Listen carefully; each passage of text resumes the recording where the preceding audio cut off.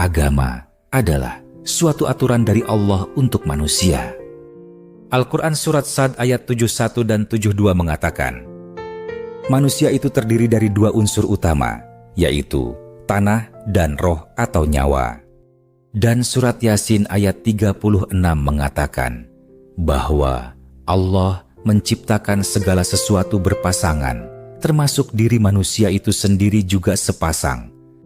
Jadi, tubuh manusia itu sebenarnya dua atau sepasang, yaitu tubuh zahir dan tubuh batin atau sering disebut jiwa dan raga.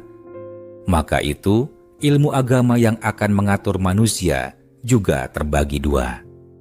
Ilmu agama yang mengatur tubuh zahir dinamakan ilmu syariat. Sedangkan ilmu agama yang mengatur tubuh batin dinamakan ilmu hakikat. Sebagai contoh, menurut ilmu syariat, kita sholat menghadap kiblat atau Ka'bah, dan menurut ilmu hakikat, kita sholat mesti menghadap Allah. Orang yang tak ada ilmu hakikat, sholatnya hanya tahu menghadap Ka'bah saja. Mereka tak tahu cara menghadap Allah. Nah, bagaimana dengan Anda? Sudahkah Anda tahu cara menghadap Allah ketika sholat? Satu contoh lagi.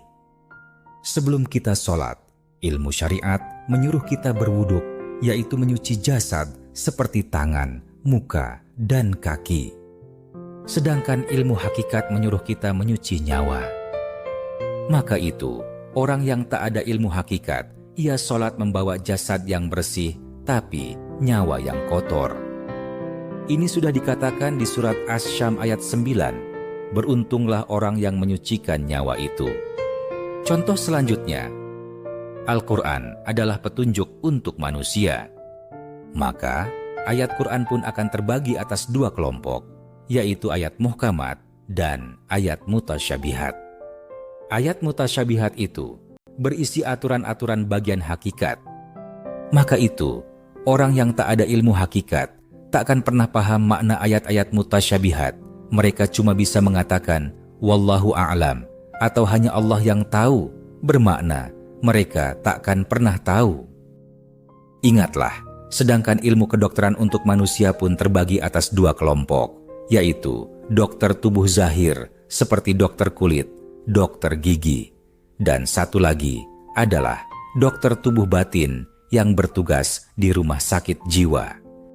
Satu lagi bukti bahwa ilmu agama Islam itu ada dua adalah, yaitu di hadis Sahih Bukhari nomor 120, Abu Hurairah mengaku telah belajar dua ilmu dari Nabi Muhammad. Dua ilmu yang dimaksud adalah ilmu syariat dan ilmu hakikat. Maka itu, belajarlah dua ilmu agama, yaitu ilmu syariat dan ilmu hakikat. Tanpa ilmu hakikat, seluruh ibadah kita akan terasa hampa dan terasa hanya seperti ritual belaka.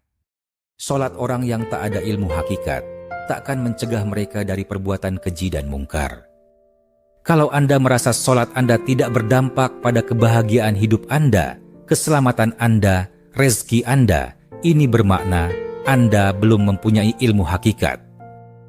Tapi ingatlah, ilmu hakikat yang diajarkan Nabi dulu bertujuan untuk menyempurnakan salat, bukan justru untuk meninggalkan salat.